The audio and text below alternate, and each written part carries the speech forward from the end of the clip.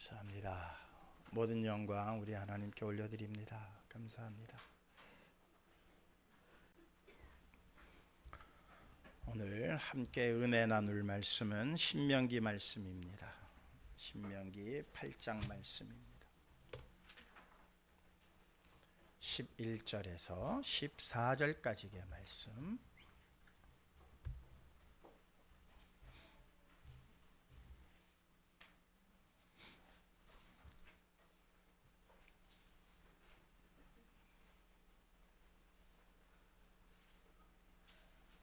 신명기 8장 11절로부터 14절까지 말씀 찾으신 줄 알고 말씀을 봉독해 드리겠습니다. 내가 오늘 내게 명하는 여호와의 명령과 법도와 규례를 지키지 아니하고 내 하나님 여호와를 잊어버리지 않도록 삼갈지어다. 내가 먹어서 배부르고 아름다운 집을 짓고 거주하게 되며 또 내 소와 양이 번성하여 내 은금이 증식되며 내 소유가 다 풍부하게 될 때에 내 마음이 교만하여 내 하나님 여호와를 잊어버릴까 염려하노라. 여호와는 너를 애굽 땅 종되었던 집에서 이끌어 내시고. 아멘. 다시 한번 기도하도록 하시겠습니다. 주 안에 있기만 하면 근심이 사라질 터인데 날마다 우리 마음에 근심과 걱정이 산더미처럼 쌓여 있는 것은 온전히 주님 앞에 거하지 못하기 때문임을 오늘 찬양을 부르면서 깨닫게 되었습니다. 근심과 걱정 이제 날려버릴 수 있도록 오직 주님 안에만 온전히 거하게 하여 주시옵소서. 주님께서 주시는 기쁨과 평안으로 말미암아 날마다 감사를 잃지 않고 살아갈 수 있는 귀한 성도들 되게 하여 주시옵소서. 양송수 안수 집사 주님 앞에 간절하게 구한 모든 기도의 내용 들으심을 감사드립니다. 하나도 빠짐없이 이루어 주시옵소서. 주디스 성가대 주님 앞에 마음을 다하여 올려드린 찬양 하나님 기뻐 받으심을 감사드립니다. 이 찬양으로 우리의 마음의 문이 활짝 열려지게 하시고 또한 이 찬양이 남양주 온 도성에 울려 퍼지게 하여 주시옵소서. 홀로 영광 받아 주시옵시기만을 원하올 때에 사랑 많으신 예수 그리스도의 이름으로 감사하오며 믿고 기도하옵나이다. 아멘.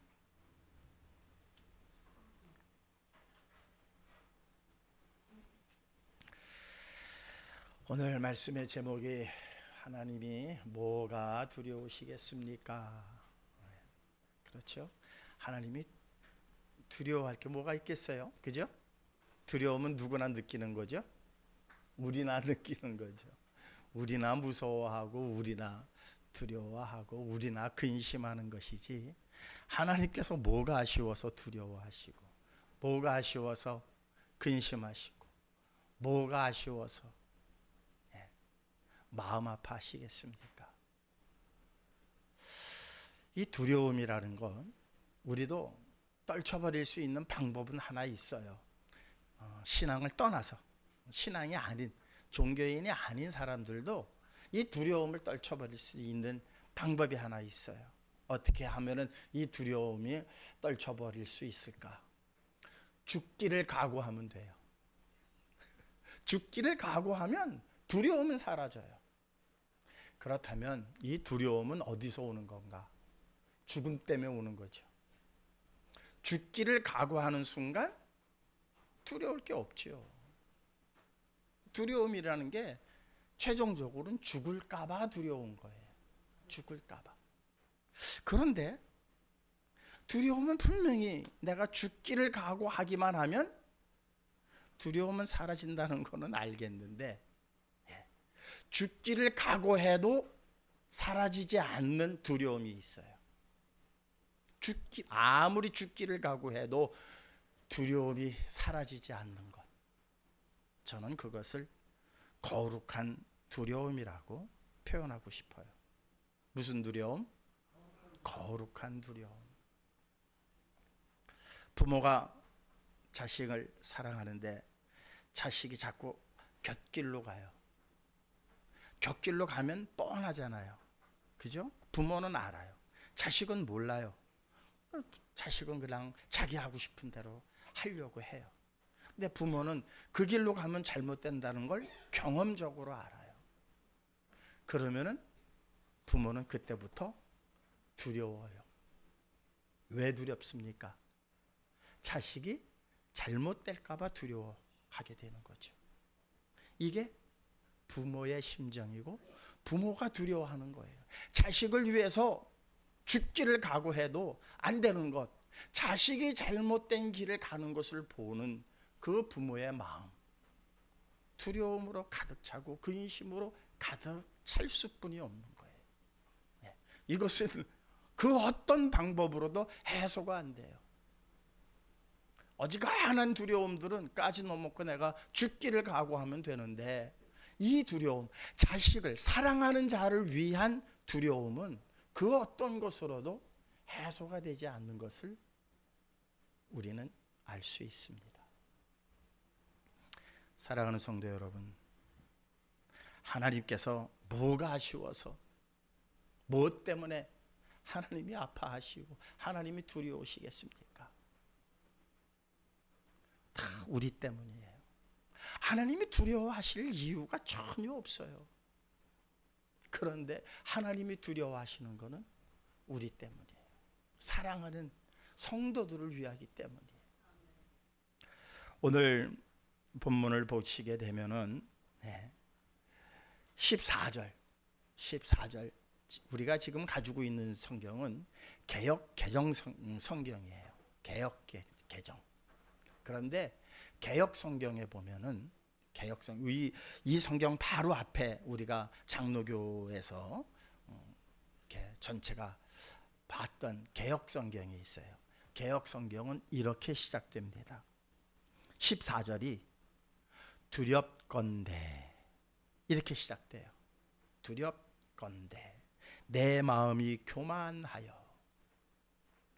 물론 모세가 지금 이스라엘 백성들을 놓고 하는 말씀이죠. 두렵건대, 누가 두렵다는 거예요? 모세가 두려운 것처럼 우리는 언뜻 그렇게 볼 수가 있어요. 이 두렵건대라고 하는 단어, 히브리어 펜이라고 하는, 사실 접속사거든요. 그 단어는 사실 원문에 없어요. 14절에도 없어요. 그런데 개역 성경은 두렵건대로 시작을 하고, 개역 개정에서는 야, 이거 펜이라는 단어가 없는데 왜 여기다가 두렵건대를 집어넣느냐 해서 두렵건대를 뺀 거예요. 그런데 11절에서부터 14절의 전체의 내용을 읽어보면, 특별히 펜이라고 단어가 나와 있는 11절을 보면은 내 하나님, 마지막 절이죠. 11절 마지막 부분, 내 하나님 여호와를 잊어버리지 않도록 삼갈지어다, 이렇게 기록이 되어져 있는데, 여기에 않도록이라고 하는 단어가 펜이에요. 펜. 그러면은 그 단어를 집어넣어서 직역을 하면 이런 말씀이 되겠죠. 내 여호와를 잊어버릴까 두려워하노라, 이렇게 되는 거예요. 하나님을, 여호와를 잊어버릴까 봐 두려워한다. 모세가 두려워하는 것 같지만 실질적으로는 하나님께서 내 하나님 여호와를 너희들이 잊어버릴까 봐 내가 두렵다라는 그 두려움의 마음을 누가 표현한 거냐? 모세가 표현한 거예요. 이게 성경 전체의 흐름이에요. 두렵다, 근심된다, 또 분노하신다, 뭐 이런 많은 표현들이 있는데 그 주체는 다 하나님이셨습니다. 우리 한번 말씀 한번 찾아볼까요? 잠언서 26장 4절입니다. 잠언서 26장 4절 함께 읽도록 하겠습니다. 미련한 자의 어리석은 것을 따라 대답하지 말라. 두렵건대 너도 그와 같을까 하노라. 미련한 자의 어리석은 것을 따라 대답하지 말라. 솔로몬의 잠언이죠. 솔로몬의 잠언이에요. 참 우리가 이런 잘못을 얼마나 많이 범하고 있는지 몰라요. 미련한 자의 어리석은 것을 따라서 대답하지 말라. 두렵건대. 솔로몬이 두렵다라고 생각하시면 안 돼요. 하나님께서 두렵다. 너도 그렇게 미련한 자처럼 될까봐 내가 두려워하노라. 하나님께서 성도들을, 이스라엘을 보시면서 두려워하시는 거예요. 그래도 고집부리면서 이건 모세가 두려워하는 건데, 앞만 문맥상으로 앞만 봐도 모세가 두려워하는 거고, 문맥상으로 앞만 봐도 이건 솔로몬이 두려워하는 것이지 왜 그것을 하나님이 두려워한다라고 갖다 붙이십니까? 이렇게 생각할 수가 있겠지만 그렇지 않아요. 이유인즉 하나님께서 지으신 온 우주 만물, 인간을 빼놓은 온 우주 만물은 하나님을 찬양하고 있어요. 어떤 방법으로든지 자기가 표현할 수 있는 최선의 것들을 다 동원해서 하나님을 찬양하고 있습니다.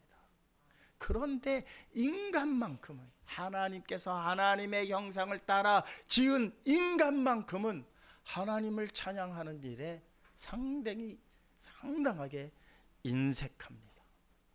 그래서 하나님께서 창세기 6장 6절을 통해서 이와 같이 말씀하십니다. 함께 읽겠습니다. 땅 위에 사람 지으셨음을 한탄하사 마음에 근심하시고. 분명하시죠? 이건 누가 지금 근심하시는 거예요? 누가 한탄하시는 거예요? 하나님이에요. 창세기 6장 6절에 하나님께서 사람을 지으심을 한탄하사 근심하시고, 전능하신 하나님께서, 두려울 게 없으신 그 하나님께서 근심해야 할 일이 없어요. 왜? 전능하시니까. 못할 게 없으세요. 모르는 게 없으세요. 그 하나님이 뭐 때문에 근심하시겠어요? 뭐 때문에 한탄하시겠어요? 그런데 그 하나님이 누구 때문에 한탄하고 누구 때문에 근심하나 봤더니 우리들 때문이라는 거예요. 놀랍지 않으십니까? 네. 부모가 사랑하는 자식이 잘못된 길로, 그러니까 부모님도 다른 밖에 나가서 돈을 벌어야 되고 사회생활을 해야 되고 이런저런 일을 할 때에 많은 두려움들이 있겠죠. 힘들고 어려운 일들, 근심된 일들이 왜 없겠습니까? 그런데 그러한 두려움은 어떻게 하면 떨쳐버릴 수 있느냐? 죽기를 각오하면 떨쳐버려요. 그런데 자녀들의 문제는 죽기를 각오한다고 해서 떨쳐낼 수 있는 문제가 아니더라는 거죠. 왜? 너무너무 사랑하니까. 그런데 사랑하는 자녀가 좋은 길로, 정말 부모가 원하는 길로 잘 가면 되는데, 여러분 여기 연로하신 분들도 있지만 우리 권사님들 어렸을 때 부모님 말씀 잘 듣고 성장하셨습니까? 부모님 말씀 잘 듣고 성장한 사람 하나도 없어요. 하나도 없어요. 항상 부모님들의 마음을 아프게 하면서 우리는 성장을 했어요. 부모님들이 항상 우리 때문에 두려워했고, 우리 때문에 근심했고, 우리 때문에 걱정했지, 부모님들은 못 먹는 것 가지고 두려워하지 않았고 근심하지 않았어요. 못 배운 것 조금도 상관하지 않았어요. 누구 때문에 울고, 누구 때문에 마음 아파하고, 누구 때문에 두려워했느냐? 다 자녀들 때문이었어요. 지금 우리들이 성도라고 부름을 받는 무리들입니다. 성도라고 부름을 받는 무리들인데 우리가 얼마나 하나님의 마음을 근심되게 하고 하나님의 마음을 아프게 하고 하나님으로 하여금 우리를 향해서 두려워하실 수뿐이 없도록 우리가 지금 행동하고 있는지 오늘 이 시간 우리 분명히 깨달으시는 저와 여러분들 되시기를 주님의 이름으로 축원합니다. 전혀 근심해야 할 일이 없으신 그 하나님께서 예레미야서 4장 19절에는 이렇게 통탄하고 계십니다. 함께 읽겠습니다. 슬프고 아프다. 내 마음속이 아프고 내 마음이 답답하여 잠잠할 수 없으니 이는 나의 심령이 나팔 소리와 전쟁의 경보를 들으리로다. 슬프고 아프다. 이게 하나님의 마음이에요. 예레미야 선지자의 마음이 아니에요. 물론 예레미야 선지자의 마음도 슬프고 아팠겠죠. 그런데 이 슬퍼하고 아파하시는 것은 정작 하나님이셨다는 거예요. 이제 전쟁이 시작될 터인데, 환란이 시작될 터인데 너희들은 그것을 전혀 알지 못하고 있지 않냐. 그러니 그 환란 속에서 어떤 이들은 칼에 엎드려질 것이요, 어떤 이들은 말발굽에 짓밟힐 것이요, 어떤 이들은 가족들이 그냥 다 흩어질 것이요, 모든 재물들, 너희들이 그렇게 아까워하던 모든 재물들을 다 빼앗길 날이 지금 가까이 오고 있는데 너희들은 그것을 깨닫지 못하는구나. 슬프고 아프다. 슬프고 아프다. 이게 하나님의 마음이에요. 우리가 슬퍼하고 우리가 아파하고 우리가 두려워하는 것하고는 전혀 차원이 다른 거예요. 우리가 두려운 것은 내가 어떻게 될까 봐예요. 내 가족이 어떻게 될까 봐예요.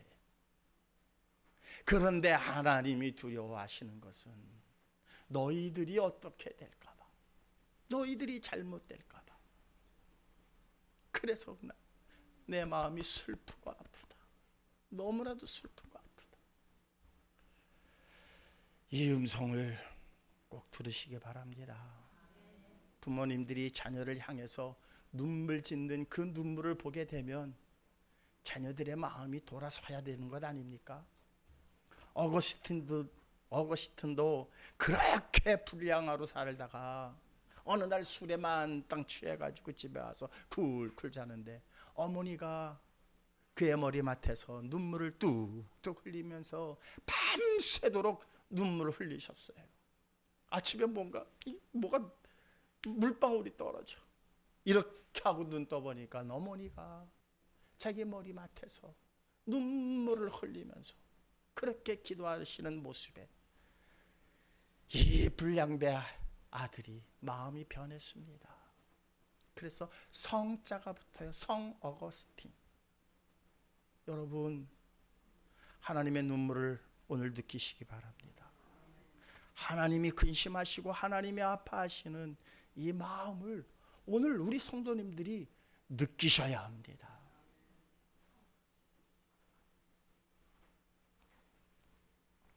이렇게 당신은 아프고 당신은 근심되고 당신은 우리들이 정말 잘못된 길로 갈까 봐 두려워하시면서도 정작 부모는 그렇게 속색이던 자식이 또 아침에 일어나면 야, 걱정하지 마. 괜찮아. 내가 다 해결했어.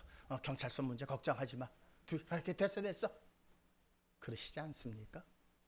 그것처럼 하나님께서 뭐라고 하시는 줄 아세요? 하나님께서 우리 보고 두려워하지 말래요. 하나님은 정작 우리들이 잘못된 길로 갈까 봐 두려워하시면서 하나님께서는 우리를 보시면서 뭐라 그래요? 두려워하지 마. 두려워하지 마.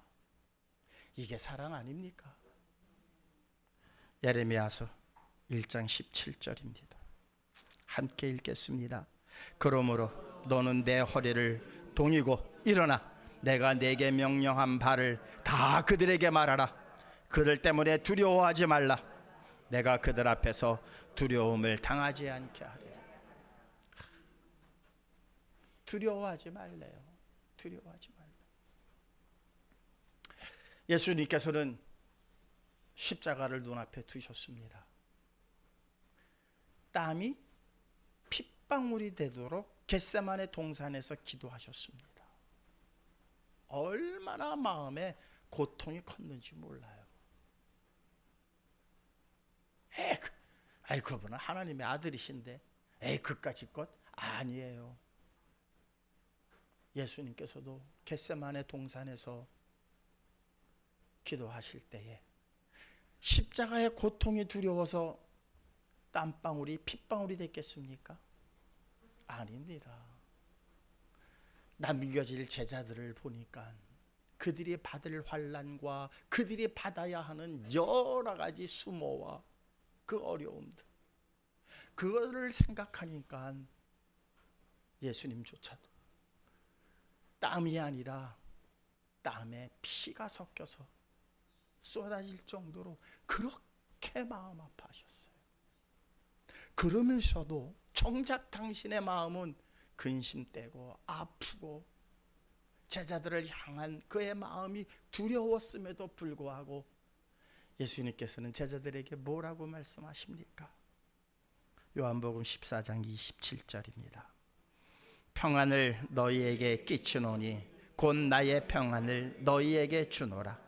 내가 너희에게 주는 것은 세상이 주는 것과 같지 아니하니라. 너희는 마음에 근심하지도 말고 두려워하지도 말라. 두려워하지도 말라. 누가복음에는요, 예수님께서 우시기까지 하셨다고 기록하고 있습니다. 누가복음에 가까이 오사 성을 보시고 우시며 이르시되, 예루살렘 성을 보시고 예수님께서는 우셨어요. 그리고 이르시되, 너희가 평화에 관한 것을 알았더라면 좋았겠거니와 너희에게 평화에 관한 것이 숨겨져 있구나. 숨겨져 있구나. 진정한 평화가 너희들이 뭔지 모르는구나. 너희들에게 숨겨져 있구나. 평화가 그들에게 숨겨져 있는 것을 보고 예수님께서는 우셨어요. 우셨어요. 이게 하나님의 마음이요, 주님의 마음입니다. 인간의 두려움은 단 하나예요. 인간의 두려움은 하나님을 떠났기 때문에 오는 두려움이에요. 창세기에서 말씀 한번 보십시다. 3장 10절입니다. 인간의 첫 번째 두려움이 언제 찾아왔나? 창세기 3장 10절. 이르되 내가 동산에서 하나님의 소리를 듣고 내가 벗었으므로 두려워하여 숨었네. 이전에는 두렵다라고 하는 단어가 없었어요. 그런데 범죄함으로 말미암아 자기가 벌거벗은 것을 알고 숲속에 숨었습니다.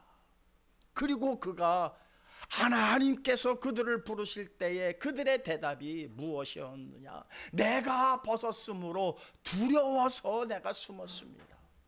인간이 두려워하는 마음을 갖게 된 첫 번째 가장 큰 요인은 단 하나, 하나님의 말씀에 불순종했기 때문입니다. 그러니 이 두려움을 완전히 다 없앨 수 있는 유일한 길은 원래대로 돌아가면 돼요. 하나님의 말씀에 절대 순종하면 돼요. 그러면 두려움이라는 것은 있을 수가 없어요. 두려움이라고 하는 것은, 인간이 느끼는 두려움은 하나님의 말씀에서 떠났기 때문이에요. 그래서 하나님께서도 두려워하셔야 할 일이 없으신 그 하나님께서도 두려운 마음을 갖게 된 것은 내 말을 떠난, 하나님께서 당신의 형상대로 지음 바된 인간들이 하나님의 말씀에서 떠나면 어떻게 될지 뻔히 아시는 그 하나님, 그래서 두려워하셨던 거예요. 차원이 다르죠. 하나님도 하나님도 두려워하시는데 우리가 두려워하는 건 당연하지. 아니에요. 차원이 다른 거예요. 우리의 두려움의 원인은 하나님의 말씀에서 떠났기 때문이에요. 하나님께서 두려워하시는 것은 하나님의 말씀에서 떠난 우리들이 잘못될까 봐 하나님께서는 근심하시고 노심초사하시는 거예요. 늘 불안해하시고. 아니 그냥 없애버리면 되잖아요. 그런데 없애버릴 수가 없어요. 가끔가다 부모님들이 자식이 잘못되면 뭐라 그래? 저 녀석 호적에서 파버려. 그런 말 하지만 호적에서 파내는 부모 있나요? 없잖아요. 하나님께서도 마찬가지예요. 우리들을 사랑하심이 그토록 지대하세요. 그래서 하나님께서는 요한복음을 통해서 뭐라고 말씀하십니까? 하나님이 세상을 이처럼 사랑하사 독생자를 주셨으니. 이처럼 사랑하시는 거예요. 이처럼 아파하시고 슬퍼하시고 근심하시고 두려워하시고 아들까지 내어주시는 그 사랑 앞에서 감복해야 되는 것 아닙니까? 그 사랑 앞에서 우리가 변화해야 되는 것 아닙니까? 여전히 변화하지 못하고 여전히 어제와 똑같은 모습으로 우리가 살아간다면 맨날 주일날 나와서 예배 드린들 무슨 소용이 있겠어요? 변화되지 아니하는 자들의 예배를 하나님께서 뭐 기뻐 받으시겠습니까? 뭔가 정말 어제보다는 오늘이 나아져야 되고 어제보다는 오늘이 하나님의 마음을 좀 더 헤아려야 되고 어제보다는 오늘이 하나님께 대한 믿음이 손톱 자라듯 자라나야만 되는 것 아닙니까? 우리의 마음이 이 시간 변화되어지기를 주님의 이름으로 축원합니다. 정말 하나님께서는 다시 한번 강조해서 말씀을 드리지만 두려워하셔야 할 일이 전혀 없으신 분이에요. 왜? 그분은 전지전능하신 분이기 때문이에요. 그런데 그분이 우리를 향해서 마음 아파하시는 또 다른 성경 구절 하나 읽어볼까요? 한번 예레미야 31장 20절입니다. 함께 읽겠습니다. 에브라임은 나의 사랑하는 아들 기뻐하는 자식이 아니냐. 내가 그를 책망하여 말할 때마다 깊이 생각하노라. 그러므로 그를 위하여 내 창자가 들끓으니 내가 반드시 그를 불쌍히 여기리라. 여호와의 말씀이니라. 에브라임은 이스라엘을 대표하고 있습니다. 이스라엘을 대표해서 에브라임이라고 말씀하십니다. 에브라임은 나의 사랑하는 아들, 기뻐하는 자식이 아니냐. 아무리 잘못되고 아무리 곁길로 간다 할지라도 그는 내 사랑하는 아들이요 기뻐하는 자식이다. 그들이 잘못된 길로 가니 내가 그를 책망하여 말할 때마다 깊이 생각해. 하나님께서 깊이 생각하실 일이 뭐가 있어요? 미련한 우리들이나 생각하고 또 생각하고 또 생각하는 거지. 하나님이 깊이 생각하셔야 할 일이 뭐가 있어요? 왜 기억이 안 나서 이걸 어떻게 처리해야만 잘 처리할까 하고 지혜를 모으셔야 할 하나님입니까?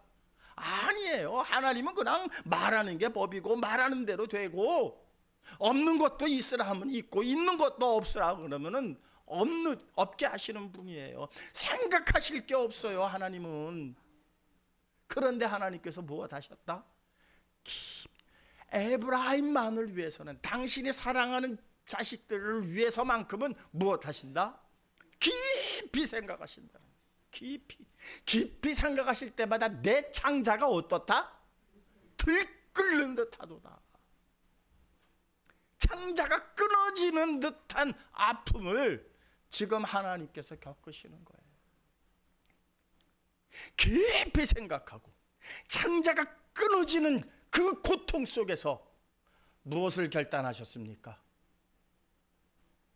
내가 이 땅에 내려가서 내가 저들을 위하여 저들의 죄를 내가 담당하리라. 양의 희생제물로는 안 되는구나. 내 아들이 가서 저들을 위하여 희생제물로 드려져야 되겠구나. 하나님께서 그 일을 깊이 생각하신 거예요. 그리고 결단 내리실 때 하나님의 창자가 들끓는 듯 했다는 거예요. 들끓는 듯. 우리는 지금 그 사랑을 받은 사람들입니다. 놀랍지 않으세요? 우리는 그 놀라운 사랑을 지금 받고 이 자리에 나와 있어요. 오늘 모세가 신명기 8장에 이 기록한 말씀의 내용은 단 하나예요. 이제 느보산에서 멀리 펼쳐진 가나안 땅을 봅니다. 지금까지 40년 동안 걸어온 광야를 생각해서 보니까 저 땅의 그 아름다움이 너무 대단했어요. 풍요로웠어요. 지금까지 그 하나님께서 만나를 주셔야 배불렀고 하나님께서 샘을 열어주셔야만이 물을 마실 수 있었던 그 광야의 40년이었어요.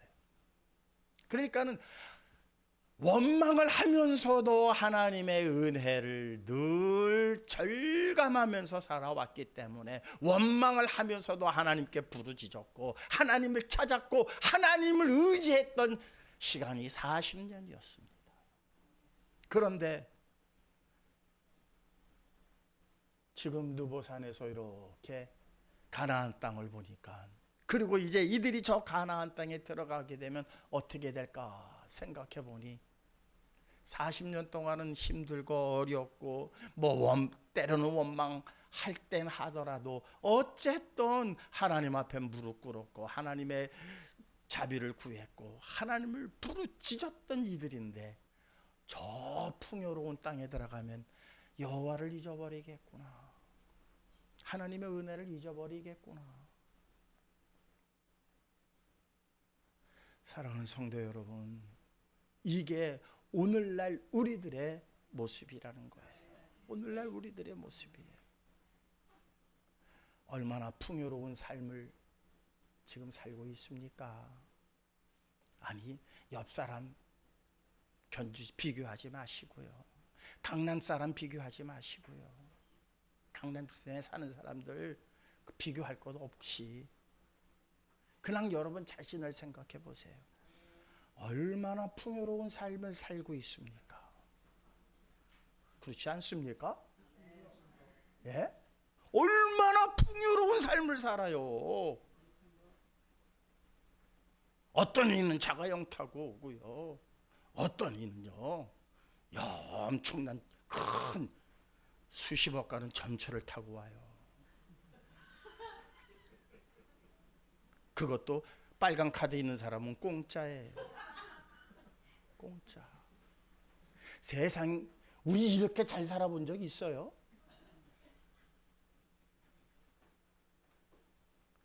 설거지 할래도 이렇게 틀면 뜨거운 물 나오고 이렇게 틀면 찬물 나와요. 세상에. 화장실에서 변 보고 이거 하나만 내리면 쫙 없어져요. 옛날에는 그거 코 막고 다 펐어요. 겨울에는 아랫목에 이불 한 장 깔아놓고 발 집어넣으면 뜨겁고 위는 차갑고 그런 삶을 살았어요. 지금 집에 들어가면요 에어컨 켜놓고요. 에어컨 켜놓고 이불 덮고 자요. 세상에 이런 풍요로움을 누리고 있는데 감사하는 사람은 하나도 없더라고요. 감사하는 사람은 더 달라고 더 난리예요. 아우성들이에요. 못 살겠대, 못 살겠대. 세상에 이렇게 잘 살고 있는데 못 살겠다고는 아우성들이에요. 옛날에 이승만 정권 때나 못 살겠다 갈아보자였지. 지금 이승만 시대입니까? 얼마나 잘 살고 있어요. 얼마나. 이 풍요로움. 못 살 때는요, 교회마다 새벽 기도에 성도들이 넘쳤어요. 넘쳤어요. 이제 안방이 따뜻하고 집안이 시원하니까 새벽 기도가 안 돼요. 새벽 기도가.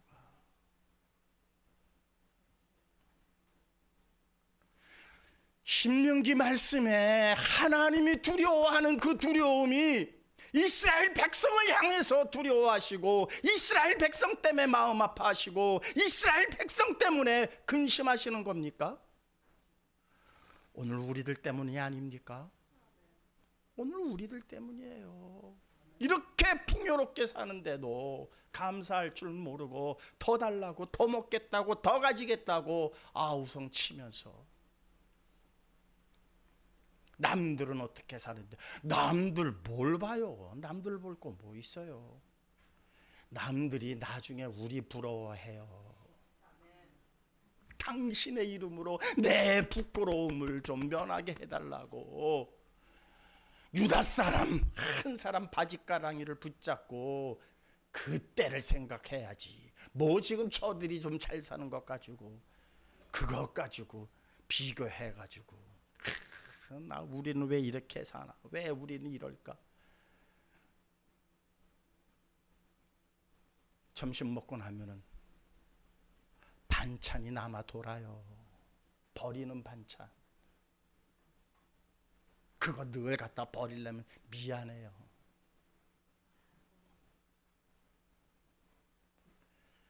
사랑하는 성도 여러분, 아이고 그렇네. 웃고 말 일이 아닙니다.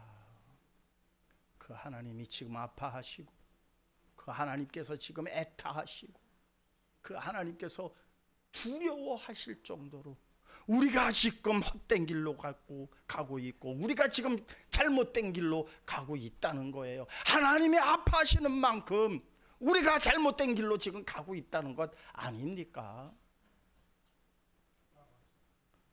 이방인들이 잘못된 길로 간다고 해서 이렇게 아파하시지 않아요.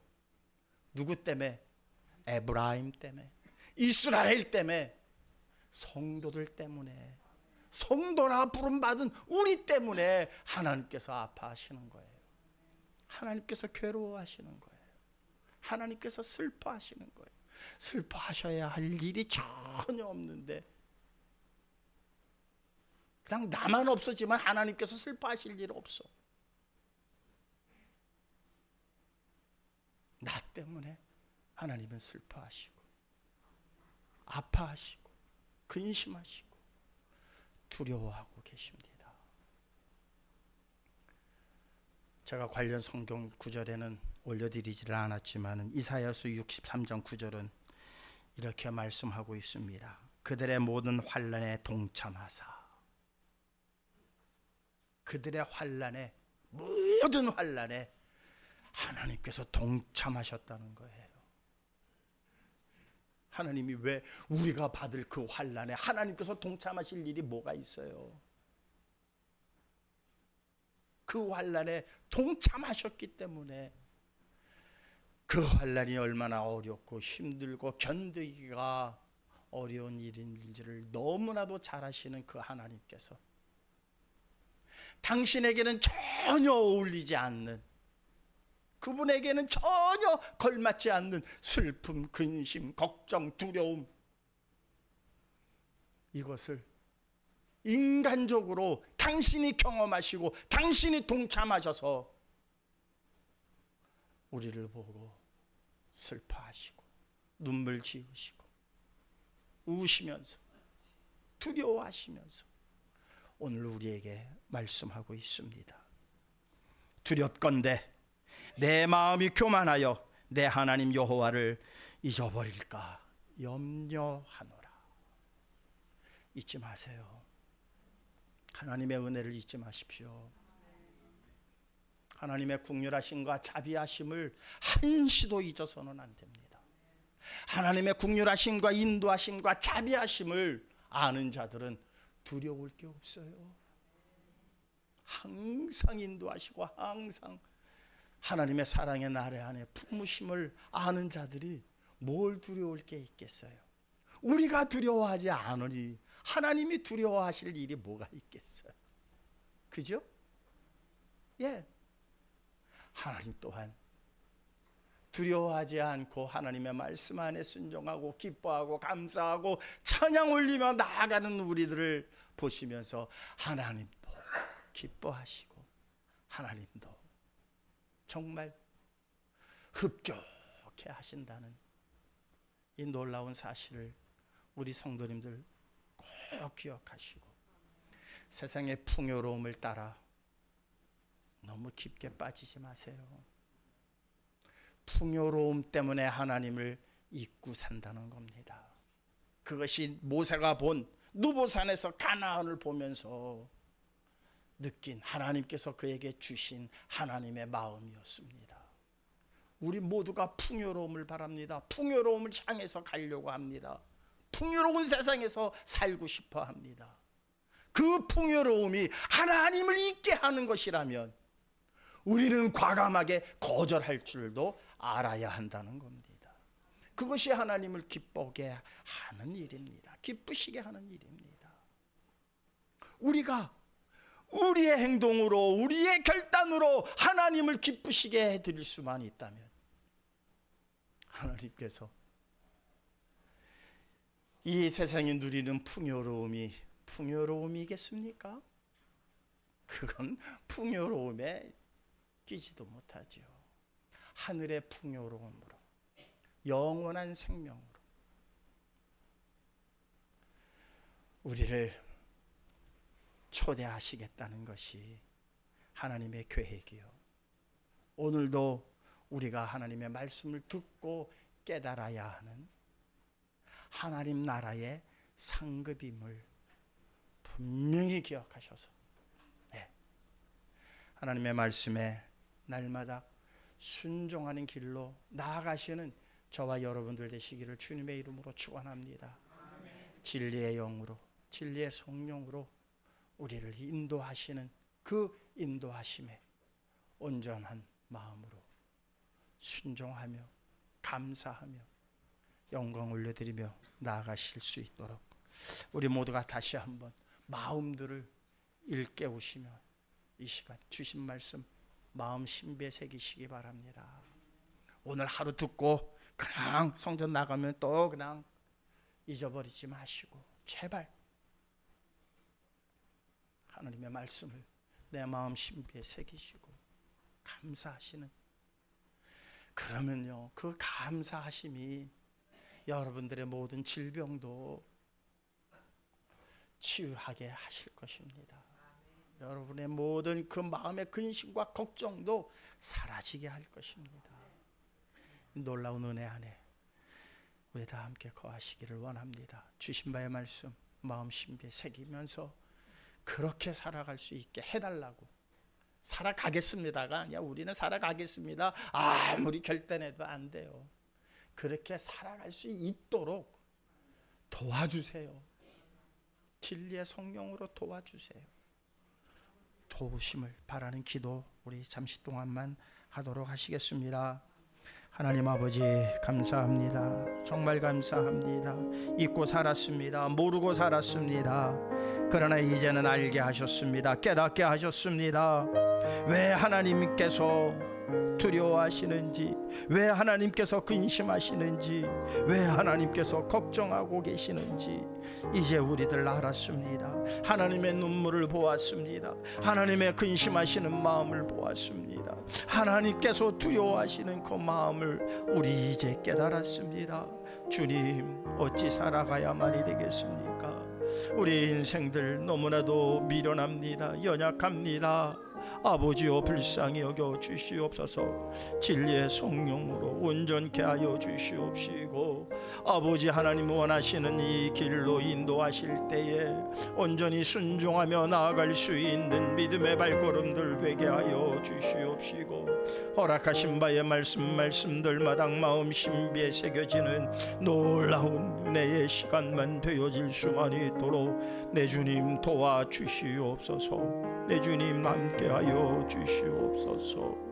교회 앞날 또한 아버지 하나님 앞에 맡겨오니 하나님 역사하여 주시옵시고, 아버지여 병든 자들을 치료하여 주시옵소서. 사랑 많으신 예수 그리스도의 이름으로 믿고 기도하옵나이다. 아멘. 찬송가 240장입니다.